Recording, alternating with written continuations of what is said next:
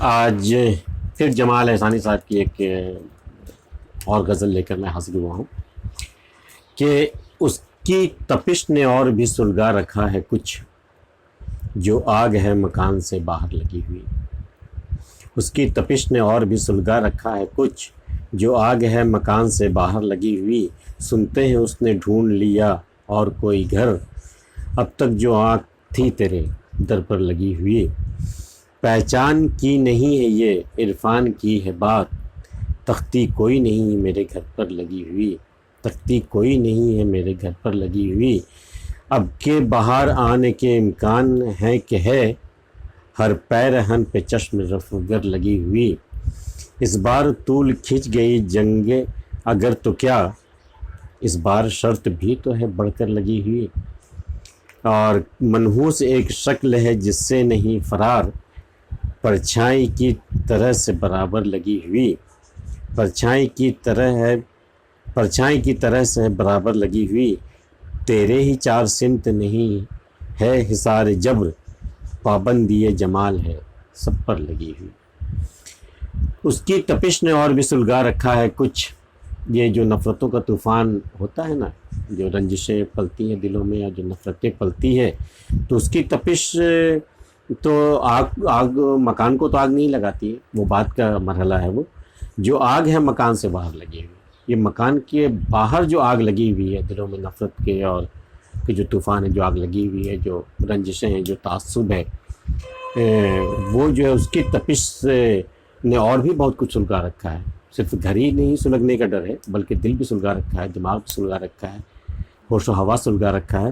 تو اس کی تپش نے اور بھی سلگا رکھا ہے کچھ جو آگ ہے مکان سے باہر لگی ہوئی.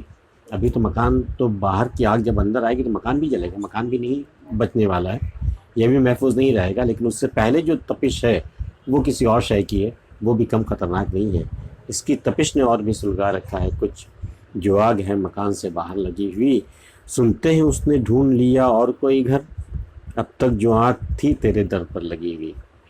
ایک آنکھ تھی جو تمہارے در پہ لگی ہوئی رہتی تھی کہ کب تمہارا دروازہ کھلے، کب تم باہر آؤ، کب تمہارے دیدار ہو، تمہاری عشق میں کھلاتی وہ آنکھیں.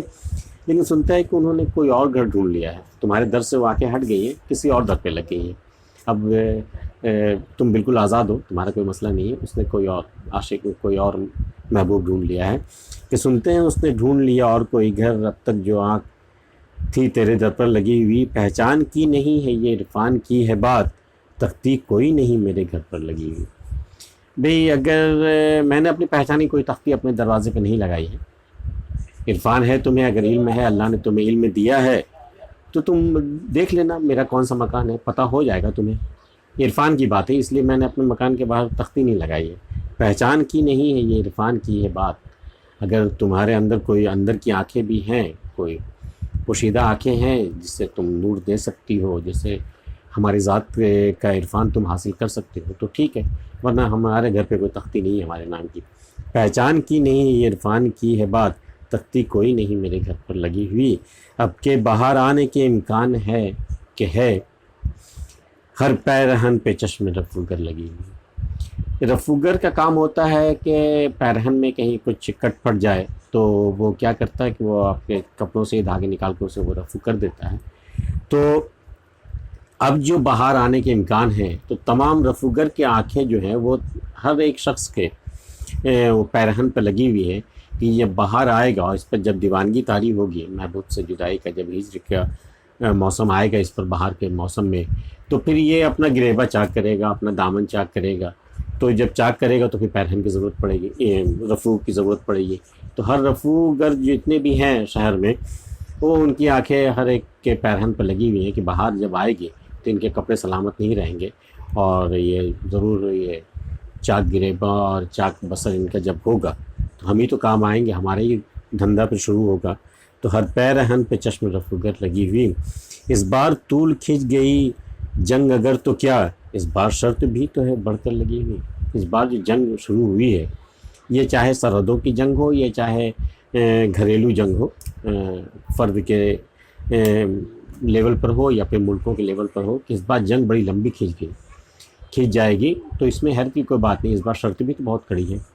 شرط چھوٹی ہوتی تو جنگ تھم سکتی تھی، جنگ بندی ہو سکتی تھی، لیکن چونکہ شرط بہت بڑی ہے اور دونوں میں سے کسی فریق کے ماننے کا کوئی امکان نہیں ہے تو جنگ تو لمبی کھینچے گی۔ اس بار طول کھینچ گئی جنگ اگر تو کیا، اس بار شرط بھی تو ہے بڑھ کر لگی ہوئی، منحوس ایک شکل ہے جس سے نہیں فرار، پرچھائی کی طرح سے برابر لگی ہوئی۔ بھئی کوئی شخص اتنا منحوس ہوتا ہے کہ آپ اس سے فرار حاصل نہیں کر سکتے، آپ اس سے بھاگ نہیں سکتے، اس سے بچ نہیں سکتے، اور ایسے شخص ہیں شہر میں، ہمارے ملک میں۔ تو پرچھائی کی طرح سے برابر لگی، پرچھائی کی طرح آپ کو کہیں نہ کہیں وہ شکل آپ کو دکھ جائے گی، چاہے وہ بذات خود ہو یا پھر تصویروں کی صورت ہو، پرچھائی کی طرح وہ برابر لگی ہوئی، آپ اس سے بھاگ نہیں سکتے، فرار نہیں حاصل کر سکتے۔ تیرے ہی چار سمت نہیں ہے حصار جبر، پابندی جمال ہے سب پر لگی ہوئی۔ حصار جبر مطلب ایک انسان کا بنیادی حق ہے کہ وہ آزاد رہے، آزاد سوچ کے، آزاد وہ جو کرنا چاہے وہ کرے، لیکن حصار جبر ایک ظلم کا ایک حصار ہے، ایک دائرہ کھینچا گیا ہے، ایک کیا کہتے ہیں اس کو، دیوار بندی کر دی گئی ہے، حصار بندی کر دی گئی ہے جبر کا، کہ تمہیں اسی جبر کے اندر رہنا ہے، جبر کے ساتھ ہی تمہیں جینا ہے۔ تو یہ چاروں سمت ہے، ہر طرف ایک جبر کا ایک حصار کھینچا ہوا ہے، ہر لوگ اس کے قیدی ہیں، ہر لوگ جبر کی زندگی جی رہے ہیں۔ جمال تو اکیلا نہیں ہے، یہ حصار جبر جو ہے وہ سب پر لگی ہوئی ہے، تم اکیلے نہیں جس پر صرف جبر آیا ہے اور جو جبر کی زندگی گزارنے کا مجبور ہوا ہے۔ تیرے ہی چار سمت نہیں ہے حصار جبر، پابندی جمال ہے سب پر لگی ہوئی، اے جمال یہ پابندی سب پر لگی ہوئی۔ جمال احسانی کی یہ غزل آپ کو کیسی لگی ہمیں بتائیے گا، اور اگر آپ نے ہمارا چینل سبسکرائب نہیں کیا تو ضرور کر لیجیے گا۔ ملتے ہیں پھر کسی اگلی ویڈیو میں، تب تک کے لیے اجازت۔